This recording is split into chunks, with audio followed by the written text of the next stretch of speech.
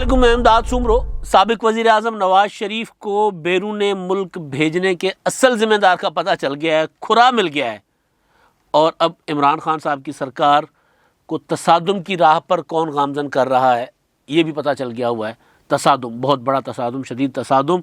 اور وہ بھی کوئی بہت زیادہ دور نہیں جانا پڑنا اس کے لیے۔ جو چیزیں بتا رہی ہیں، جس طرح کی منصوبہ بندی ہو رہی ہے، وہ عمران خان صاحب کو بڑے تصادم کی طرف دھکیلا جا رہا ہے۔ تو اول تو یہ کہ نواز شریف صاحب جب پاکستان آئے تھے 2018 کے انتخابات سے کچھ عرصہ پہلے، تو کیونکہ سزا یافتہ تھے، عدالت ان کو سزا دے چکی ہوئی تھی، سنا چکی ہوئی تھی، لہٰذا وہ آئے، اور آئے ہی اس نیت سے تھے، اپنی صاحبزادی کے ساتھ دونوں کو سزا دی گئی تھی احتساب عدالت کی جانب سے، تو نااہل تو وہ پہلے ہی کر دیے گئے تھے۔ تو سزا سنائے جانے کے بعد وہ پاکستان آئے اور آ کر گرفتار ہو کر کوٹ لکھپت جیل چلے گئے۔ پھر ان کی طبیعت خراب ہوئی، خبریں آتی رہیں مسلسل، تو پھر حکومت نے فیصلہ کیا تھا، معاملہ عدالت میں تھا، عدالت کے بعد حکومت نے جب عدالت نے جواب مانگا تھا حکومت سے کہ جی نواز شریف صاحب کو باہر جانے دیا جائے یا نہ جانے دیا جائے، تو اس پر حکومت نے حاتم طائی کی قبر کو لات ماری۔ انہوں نے کہا کہ جی بالکل جانے دیا جائے۔ عمران خان صاحب نے کہا کہ جی میں انسانی بنیادوں پہ یہ میں نے فیصلہ کیا ہے کہ نواز شریف صاحب کو باہر جانے دیا جائے۔ اس کے بعد جب عمران خان صاحب کو اس فیصلے کے سیاسی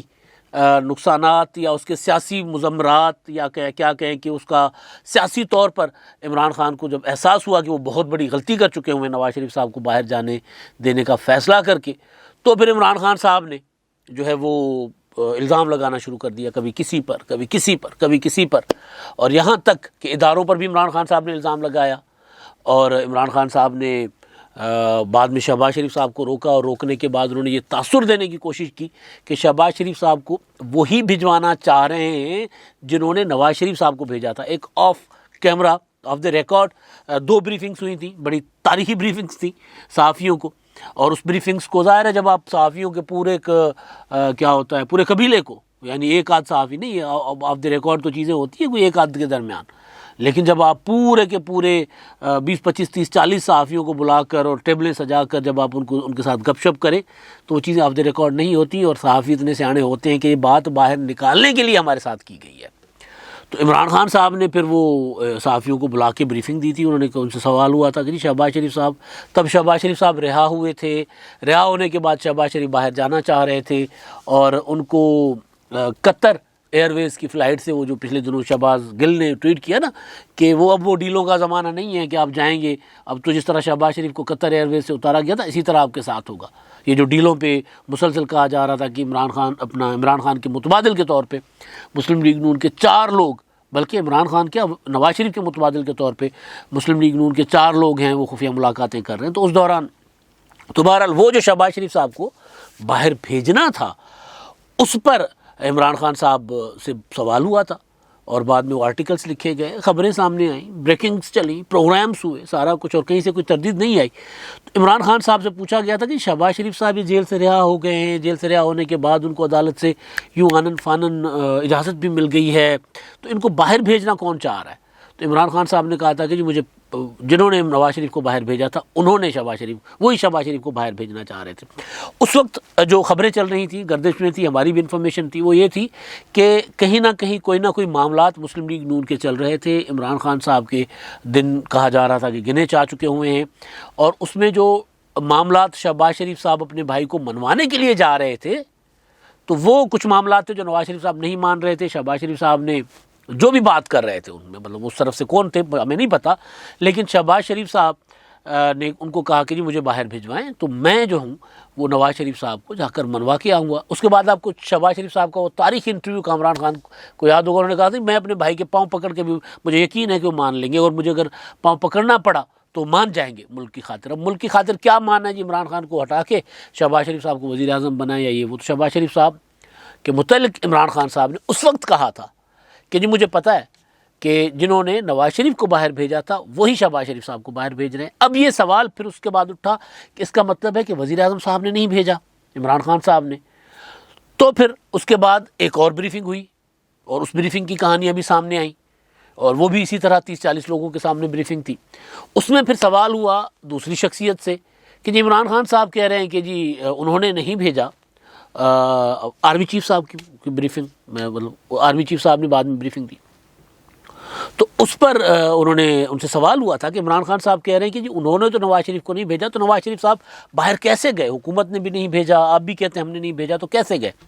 تو آرمی چیف صاحب کے متعلق یہ جو آرٹیکلس بعد میں لکھے گئے، کیونکہ طریقے سے ایسی چیزیں باہر آتی ہیں قمر جاوید باجوہ صاحب کی اس بریفنگ کے بعد، تو انہوں نے کہا، یہ جاوید چودھری صاحب نے کالم لکھا، بڑی تفصیل کے ساتھ لکھا، بڑے طریقے کے ساتھ لکھا، اپنا ہاتھ بچا گئے، بتا گئے کہ کہاں کا تذکرہ ہے، کس چیز کی بات ہو رہی ہے، کس محفل کی بات ہو رہی ہے، کس مجلس کی بات ہو رہی ہے، کہاں یہ بات فرمائی گئی ہے، بتا گئے وہ۔ تو وہ انہوں نے کہا کہ جی سوال ہوا، اور سوال جواب دینے والے نے کہا کہ جی نواز شریف صاحب، جو عمران خان صاحب نے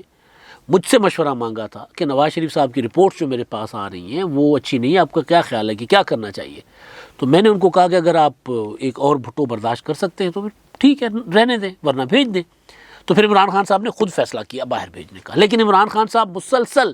یہ کہتے رہے ہیں کہ جی مجھے دھوکہ دیا گیا، غلط رپورٹیں پیش کی گئیں، اور وہ جو لیبارٹریز مطلب مسلسل اس طرح کی بات کرتے رہے۔ اب سوال یہ ہے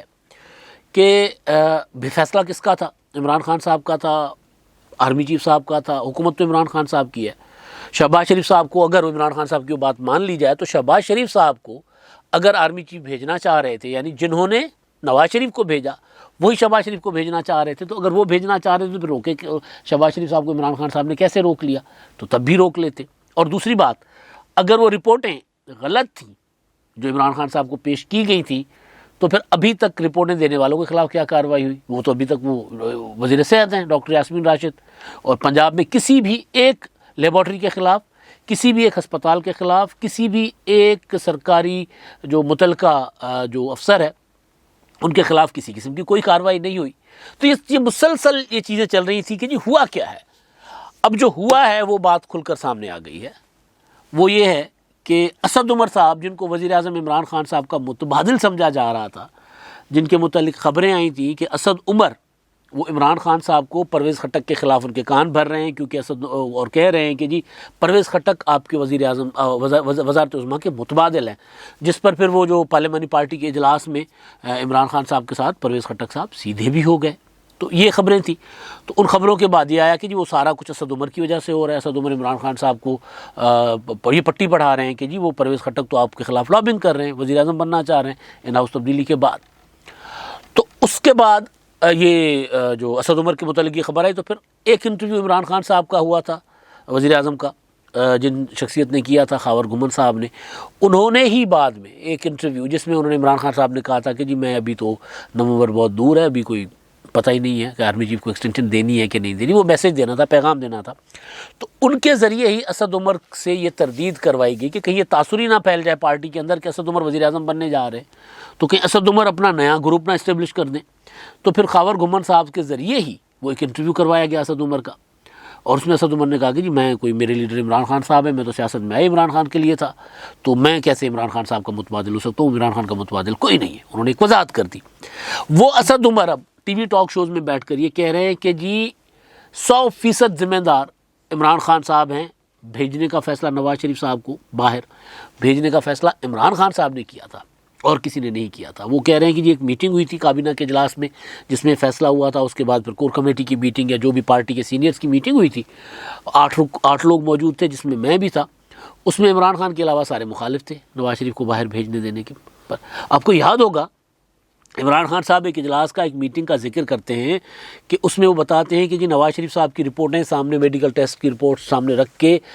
وہ جو بریفنگ دی جا رہی تھی، تو شیریں مزاری تو رو پڑی تھی، وہ ہیومن رائٹس کی منسٹر ہیں، ان کا وہ مذاق اڑاتے، شیریں مزاری رو پڑی تھیں، تو وہ تو سمجھ رہی تھی کہ نواز شریف کو صاحب کو کچھ ہو نہ جائے، یہ نہ ہو جائے، وہ نہ ہو جائے۔ تو اسد عمر صاحب جو ہیں وہ یہ کہہ رہے ہیں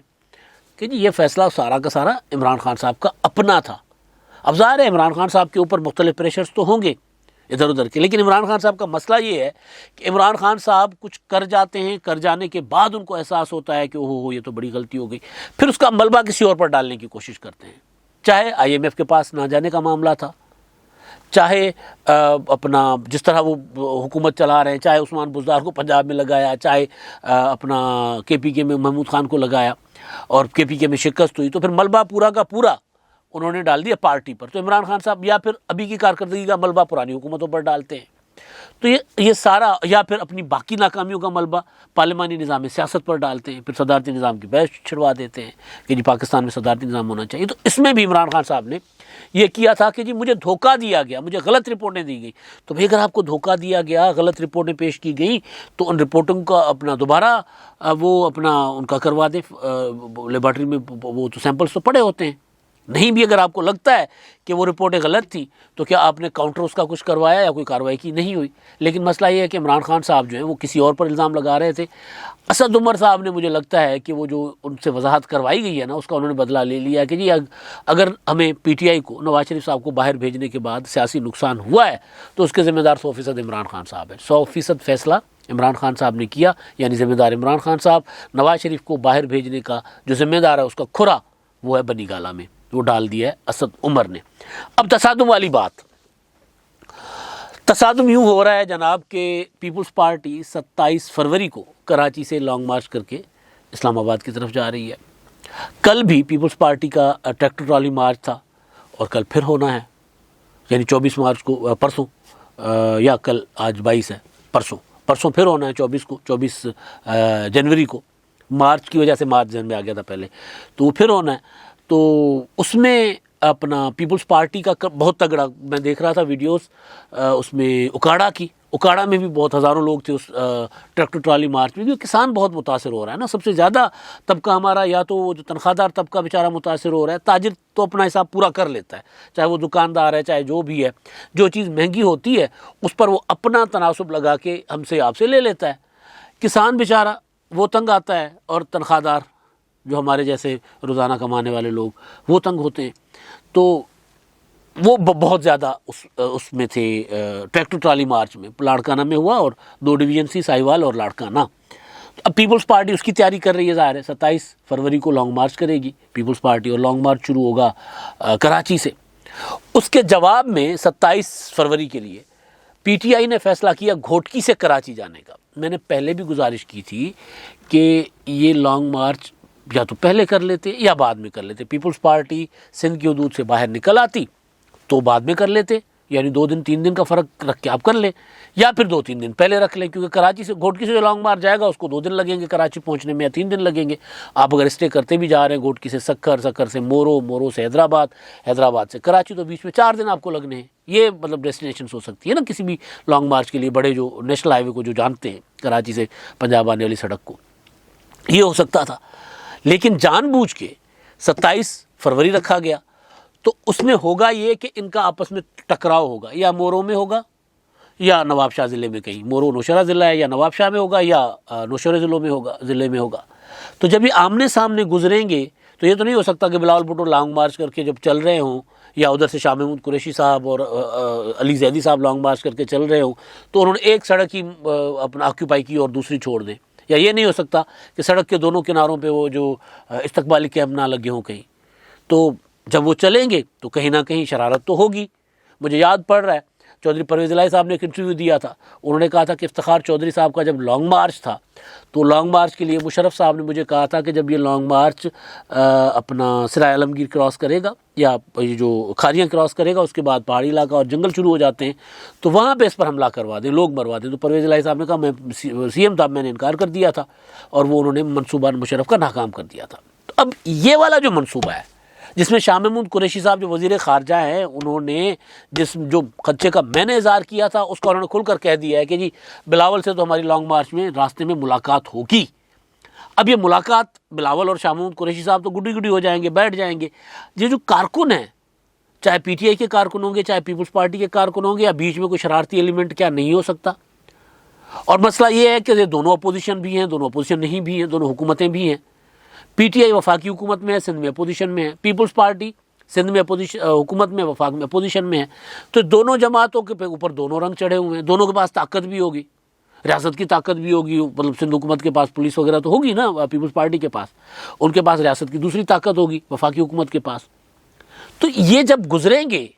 تو یہ شاہ محمود قریشی صاحب نے میرے اس خدشے کا کر لیا ہوا ہے تصدیق کہ ہاں ہم آمنا سامنا کریں گے، ہم گزریں گے، ہماری راستے میں ملاقات ہوگی۔ بس دعا ہے کہ یہ ملاقات ہو، ورنہ لگ یہ رہا ہے